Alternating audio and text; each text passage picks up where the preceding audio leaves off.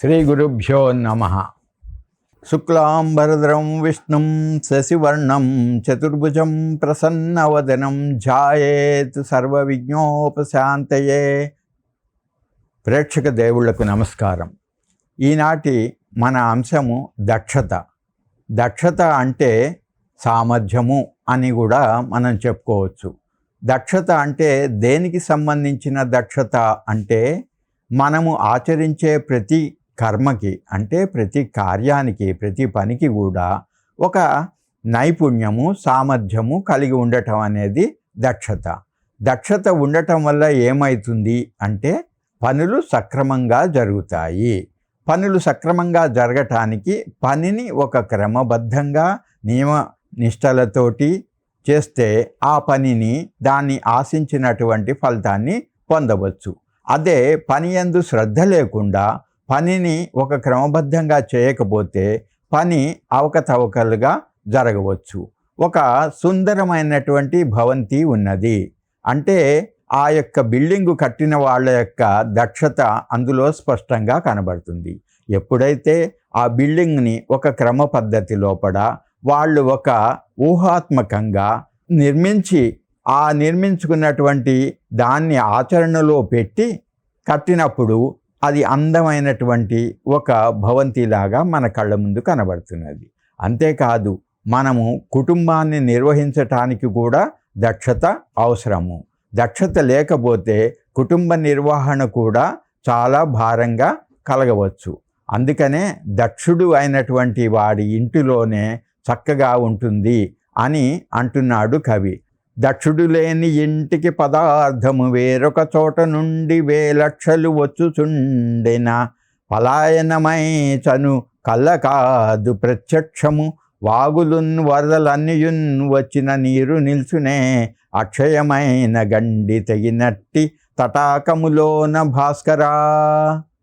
ఎప్పుడైతే ఒక చెరువుకి గండి పడుతుందో అందులోపల ఎన్ని వాగులు వరదలు వచ్చి నీరు పడ్డా కూడా ఆ నీరు తటాకం లోపల నిలవవు. అదే రకంగా దక్షుడైనటువంటి ఒక కుటుంబ యజమాని లేకపోతే ఎంత సంపాదన ఉన్నా కూడా ఆ సంపాదన వల్ల కుటుంబ పోషణ చాలా కష్టతరం అవుతుంది. దీనికి మనం ఎంతోమంది కుటుంబాలని ఉదాహరణగా రోజు చూస్తూ ఉన్నాం. కాబట్టి దక్షుడైనటువంటి వాడు తన సంపాదనని ఒక క్రమపద్ధతి లోపల నియంత్రించుకొని అవసరానుగుణంగా ఖర్చులు చేస్తే కుటుంబము చక్కగా మంచిగా వృద్ధిలోకి వస్తుంది.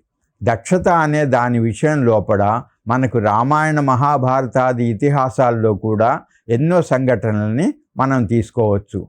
మనము రామాయణం లోపల సుందరాకాండలో హనుమంతుల వారిని గనక మనం పరిశీలిస్తే ఆయన ప్రతి చర్య కూడా దక్షతతో కూడినట్టుగానే మనకు కనబడుతుంది. ఏమైందంటే రాముల వారు సీతాదేవిని వెతకటానికి వానర సైన్యాన్ని అందరినీ నియమించారు. ఆ వరవడి లోపలే ఆంజనేయుల వారికి కూడా ఆ ఆజ్ఞ జారీ చేశారు. కానీ శ్రీరామచంద్రమూర్తికి మనస్సు లోపల ఆంజనేయ స్వామి సమర్థుడు, తప్పకుండా ఆయన సీతమ్మ వారి జాడ కనుగోగలుగుతాడు అని అమ్మవారి యొక్క చూడామణిని ఆంజనేయ స్వామికే ఇవ్వటం జరిగింది. మిగిలిన వానర వీధులకు ఎవరికి ఏమీ ఇవ్వలేదు. ఆ యొక్క నమ్మకం తన మీద పెట్టారు స్వామి అనేటువంటి భావనతోటి ఆంజనేయ స్వామి లంకకు వెళ్ళటం, లంక లోపల ప్రతి గృహాన్ని పరిశీలించటం అవన్నీ మనకు తెలిసిన విషయాలే. ఎప్పుడైతే సీతమ్మ వారి జాడ తెలుసుకున్నారో నిజానికి తనకి నియమించినటువంటి కార్యం అయిపోయింది. తను వెంటనే పరిగెత్తుకుంటూ వచ్చి నేను సీతమ్మ వారిని చూశాను అని చెప్తే తనకు నియమించిన కార్యం అయిపోయినట్లే. కానీ ఆ స్వామి అక్కడతో ఆగలేదు. అప్పుడు ఆయన మనసు లోపల ఒక భావన కలిగింది.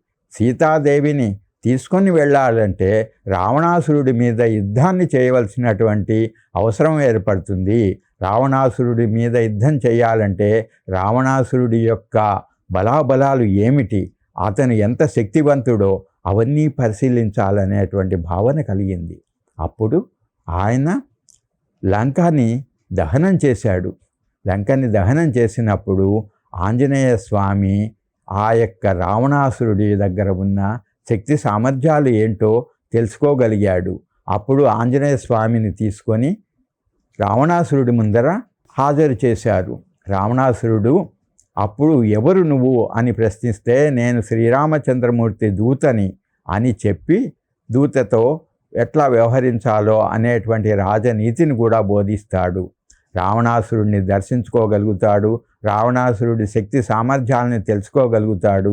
తను వెళ్ళి తిరిగి శ్రీరామచంద్రమూర్తికి అక్కడ జరిగినటువంటి ప్రతి విషయాన్ని తెలిపి రావణాసురుడి లంక లోపల ఏ రకమైనటువంటి బందోబస్తీ ఉన్నది అన్నీ కూడా చెప్పటం ఆయన యొక్క దక్షతకు నిదర్శనము. అంతేకాదు మనము శ్రీరామచంద్రమూర్తి దక్షతను గురించి గనక ఒకసారి యోచిస్తే చిన్నప్పటి నుంచి బాల్యావస్థ నుంచి కూడా శ్రీరాముడు ఎంతో దక్షత కలిగినటువంటి పురుషోత్తముడుగా మనకు దర్శనం ఇస్తాడు. మనం నిత్యం చూస్తూ ఉంటాము, ఏదైనా ఒక ఉద్యోగం, ప్రభుత్వ ఉద్యోగమే కానివ్వండి, ప్రైవేటు ఉద్యోగమే కానివ్వండి, ఎవరికైనా ఇవ్వాలంటే దానికి అనేక రకమైనటువంటి పరీక్షలు నిర్వహించి తర్వాతే ఆ ఉద్యోగాన్ని ఇస్తారు. ముందుగా ఒక రాత పరీక్ష పెడతారు, తర్వాత ఓరల్ పరీక్ష పెడతారు, తర్వాత గ్రూప్ డిస్కషన్ అంటారు. ఇవన్నీ ఎందుకు చేస్తారంటే ఆ యొక్క వ్యక్తి ఆ పర్టిక్యులర్ ఉద్యోగానికి ఏమాత్రం సమర్థత కలిగి ఉన్నాడు అనేది నిర్ధారణ చేసుకొని ఒక సమర్థుడైన దక్షత కలిగినటువంటి ఆ యొక్క అభ్యర్థిని ఎంచుకొని అప్పుడు మాత్రమే ఉద్యోగం ఇస్తారు. ముందుగా రాత పరీక్ష పెట్టడం వల్ల అతని యొక్క ఆ యొక్క పరీక్షకు సంబంధించినటువంటి జ్ఞానం ఏమాత్రం పొంది ఉన్నాడో తెలియబడుతుంది. తర్వాత గ్రూప్ డిస్కషన్ అనేది పెట్టడం వల్ల అతను నలుగురిలో కలిసినప్పుడు ఏ రకంగా తన భావాల్ని వ్యక్తం చేయగలుగుతాడు, తను ఒక సమస్య వస్తే ఆ సమస్యను పరిష్కరించుకోవటానికి ఇతరుల సహాయ సహకారాలని ఏ రకంగా తీసుకుంటాడు అనే దాని మీద వాళ్ళు విశ్లేషణ చేయటానికి అవకాశం వస్తుంది. మనం చాలా మటుకు చూస్తుంటాం, 10 మంది లోపల ఒకళ్ళిద్దరు మాత్రమే మాట్లాడే సామర్థ్యం కలిగిన వాళ్ళు ఉంటారు, మిగిలిన వాళ్ళందరూ వింటూ మాత్రమే ఉంటారు. ఆ మాట్లాడే సామర్థ్యం అనేది కేవలం దక్షుడికి మాత్రమే ఉంటుంది. దక్షత లేనివాడు కేవలం వింటూ ఉంటాడు, ఎదుటి వాళ్ళు ఏం చెప్పినా తనకి అది సంబంధించింది కాదన్నట్లుగా ప్రవర్తిస్తాడు. తర్వాత ఓరల్ ఇంటర్వ్యూ చేయటం వల్ల అతని యొక్క వ్యక్తిగతంగా ఏమాత్రం సామర్థ్యం కలిగి ఉన్నాడో వ్యక్తపరుస్తాడు. అట్లా సమర్థవంతమైనటువంటి ఒక అభ్యర్థిని ఎంచుకొని అప్పుడు ఆ యొక్క పర్టిక్యులర్ ఉద్యోగం ఇవ్వటం వల్ల ఆ ఉద్యోగం లోపల తను సమర్థవంతంగా దక్షతతోటి నిర్వహించగలుగుతాడు అని యాజమాన్యము కానివ్వండి, ప్రభుత్వం కానీ నిర్ధారణ చేసుకొని ఆ ఉద్యోగం ఇస్తుంది. దీన్ని బట్టి మనకు అర్థమయ్యేది ఏంటంటే దక్షత అనేది ప్రతి మనిషికి ఉండే సామాన్య లక్షణం కాదు, అది కేవలం కొంతమందికి ఉన్నటువంటి ఒక అసాధారణమైనటువంటి ప్రతిభ మాత్రమే. చాలా మటుకు మనం చూస్తూ ఉంటాం, ఒక కర్మాగారం కానివ్వండి, ఒక కంపెనీ కానివ్వండి, దాన్ని నిర్వహించటానికి మేనేజర్లని నియమిస్తూ ఉంటారు. ఆ మేనేజర్లకి అధికమైనటువంటి జీతాన్ని ఇచ్చి నిర్వహించటానికి కారణం ఏంటంటే ఆ మేనేజరు ఇటు కార్మికులతోటి అటు యాజమాన్యంతో ఇద్దరి మధ్యన ఒక రకంగా చెప్పాలంటే అడకత్తెరలో పోచెక్కలాగా ఉంటుంది వాళ్ళ యొక్క జీవన పరిస్థితి. ఇటు కార్మికుల్ని మెప్పిస్తూ అటు యాజమాన్యాన్ని మెప్పిస్తూ కార్మికులతోటి ఎక్కువ పనిని అంటే ఆ యొక్క ఫలితాన్ని ఎక్కువగా పొందటానికి వాళ్ళు ప్రయత్నం చేయాల్సి ఉంటుంది. అట్లా ప్రయత్నం చేయటం కూడా ఒక దక్షతే. ఆ దక్షత కలిగి ఉండటం వల్ల కర్మాగారం యొక్క అవుట్పుట్ పెరిగి వాళ్ళు ఎక్కువ లాభాలు గణించగలుగుతారు. కొన్ని పనులు ఎట్లా ఉంటాయంటే వీటిని మేనేజ్మెంట్ కోర్సు లోపల ప్రత్యేకంగా చెప్తారు. ఒక కర్మాగారంలో కార్మికుడు ఉన్నాడు. కార్మికుడిని నువ్వు ఉదయం 10 వచ్చి నీ ఉద్యోగంలో చేరవయ్యా అంటే వాడు తాపీగా 10:15కో 10:30కో 11కో వస్తాడు. ఎందుకు ఇట్లా అయిందంటే దానికి ఏదో ఒక సాకు చెప్తాడు. నాకు ఇంట్లో సరిగా వంట సమయానికి కాలేదనో, మా పిల్లలు సక్రమంగా ఇది లేదనో, ఆరోగ్యం బాగలేదనో ఏవేవో సాకులు చెప్తారు. అదే 9కే మనము మన కర్మాగారపు యొక్క బస్సుని అతని ఇంటి ముందరికి పంపించి, నాయనా నువ్వు నీ వాహనం ఎక్కి రావాల్సిన అవసరం లేదు, ఉచితంగా నీకు బస్సును ఏర్పాటు చేస్తున్నాము, ఆ బస్సులో ఎక్కి నువ్వు వచ్చేసేయి అంటే చక్కగా ఆ బస్సు ఎక్కి 9:30 కల్లా కర్మాగారానికి వచ్చేస్తాడు. 9:10కే పని లోపల నిమగ్నుడవుతాడు. అంటే అతనికి తెలియకుండా అతని నుంచి ఎక్కువ పనిని రాబట్టడానికి చేసేటువంటి ఒక మేనేజ్మెంట్ టెక్నిక్. ఇది ఎట్లా ఉంటుందంటే, అతని దృష్టి లోపల తనకు ఒక సౌకర్యాన్ని యాజమాన్యం కల్పిస్తున్నది అనే భావన కలిగి ఉంటాడు. నిజానికి యాజమాన్యం అతన్ని కర్మాగారానికి తీసుకురావటానికి ఏర్పాటు చేస్తున్న వాహనానికి అయ్యే ఖర్చు కన్నా ఎక్కువ పనిని అతని నుంచి ఉత్పత్తిని పొందగలుగుతుంది. అదే రకంగా తన పిల్లలు వ్యాధిగ్రస్తులైనారు, తన భార్యకు ఏదో జబ్బు చేసింది, అప్పుడు తను ఏదో ప్రైవేటు దవాఖానాలో చూపెట్టుకుంటే ఎంతో ఖర్చు అవుతుంది. అదే ఈ యొక్క యాజమాన్యం ఒక హాస్పిటల్ని ఏర్పాటు చేసి హాస్పిటల్ లోపల వాళ్ళకి ఉచితంగా వైద్యాన్ని ఏర్పాటు చేస్తే అతని దృష్టిలో అది ఒక చక్కటి సౌకర్యం అనుకుంటాడు. కానీ దానివల్ల యాజమాన్యానికి కలిగే లాభం ఏంటంటే, ఎప్పుడైనా ఒక వ్యక్తి ఒక పని యందు నిమగ్నుడై ఉంటే అతని మనస్సు పూర్తిగా ఆ పని మీదనే కేంద్రీకృతమై ఉండాలి. అలా కాకుండా మనస్సు అన్యోపదేశంగా వేరే చోట కనుక పరిగెడుతుంటే పని మీద లగ్నత చెడిపోతుంది. పని యందు లగ్నత ఎప్పుడైతే చెడిపోతుందో, చెడిపోయినప్పుడు పని సక్రమంగా చేయలేడు. సక్రమంగా పనిని చేయలేని పరిస్థితి లోపల పని యొక్క ఫలితం కూడా సక్రమంగా రాదు. అదే నా భార్య పిల్లలకి అనారోగ్యం ఉన్నా కూడా మా యొక్క కర్మాగారం వాళ్ళు చక్కగా హాస్పిటల్ ఏర్పాటు చేశారు, అక్కడ ఉచితంగా వైద్యం చేస్తారు, కాబట్టి వాళ్ళ ఆరోగ్యం గురించి నేను చింతించాల్సిన పని లేదు అనే భావన కార్మికుడికి ఎప్పుడైతే కలుగుతుందో అప్పుడు చక్కగా పని యందు లగ్నత కలిగి పని చేయగలుగుతాడు.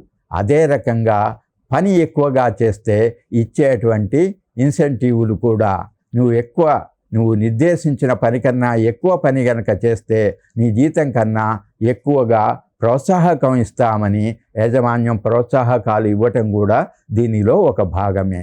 ఇవన్నీ కూడా ఒక దక్షత కలిగినటువంటి మేనేజ్మెంట్ చేసేటువంటి ఒక వ్యూహాత్మకమైనటువంటి నిర్ణయాలు. ప్రతి మనిషి తన యొక్క పని లోపల మంచి ఫలితాన్ని పొందాలంటే దక్షత కలిగి ఉండాలి. మనము ఈ విషయాన్ని రామాయణాన్ని ఉదాహరణగా తీసుకుంటే, శ్రీరామచంద్రమూర్తి బాల్యావస్థలో ఉన్నప్పుడే విశ్వామిత్ర మహర్షి దశరథ మహారాజు వారి దగ్గరికి వచ్చారట. వచ్చి రాజుగారితో చెప్పారు, అరణ్యంలో మేము యజ్ఞయాగాది క్రతువులు నిర్వహిస్తుంటే రాక్షసులు వచ్చి మా యజ్ఞ కుండాల లోపల రక్తమాంసాలను వెదజల్లి మా యజ్ఞాలకి ఆటంకంగా కలుగుతున్నారు, వాళ్ళను సంహరించాల్సినటువంటి అవసరం ఉన్నది, కాబట్టి శ్రీరామచంద్ర ప్రభువుని మాకు తోడుగా పంపియండి అంటే, దశరథ మహారాజు శ్రీరాముడు బాలుడు, అతను ఇటువంటి పెద్ద కార్యాన్ని చేయలేడు, కాబట్టి శ్రీరాముడిని నేను పంపియను, కావాలంటే నా సైన్యం మొత్తం మీరు తీసుకొని పోండి అని అంటాడు. అప్పుడు విశ్వామిత్రుడు నవ్వి, మీ సైన్యం నాకు ఏమి అవసరం పడుతుంది, ఒక్క రామచంద్రమూర్తి చాలు, రామచంద్రుడు మాత్రమే ఈ రాక్షస సంహారం చేయగలుగుతాడు అని అంటే, పక్కనే ఉన్నటువంటి వశిష్ఠ మహర్షి, రాజా మీరు శ్రీరాముడి గురించి ఏమాత్రం చింతించవలదు, శ్రీరాముడు సమర్థవంతంగా ఈ కార్యాన్ని నిర్వహించగలుగుతాడు అని అంటాడు. అంటే వశిష్ఠుడికి శ్రీరామచంద్రమూర్తి యొక్క దక్షత మీద పూర్తి నమ్మకం ఉన్నది అని మనకు తెలుస్తున్నది. మనందరికీ తెలిసిందే, శ్రీరామచంద్ర ప్రభు విశ్వామిత్రుడితో పాటు అరణ్యాలకు వెళ్ళి అక్కడ 14,000 మంది రాక్షసుల్ని సంహరించినట్లుగా రామాయణ గాథ. తాటకి మహారాక్షసి, ఆడది, స్త్రీని నేను చంపను అని ముందుగా శ్రీరాముడు కొంచెం సంశయించాడు. అయినా కూడా ఒక దుర్మార్గులాడైనటువంటి స్త్రీ రాక్షసిని చంపటం దోషం కాదని విశ్వామిత్రుడు రామచంద్రమూర్తికి చెప్పగా తాటకిని వధించాడు. కాబట్టి దక్షత కలిగి ఉండటం వల్లనే శ్రీరామచంద్రమూర్తి ఆ యొక్క కార్యాన్ని సాధించగలిగాడు.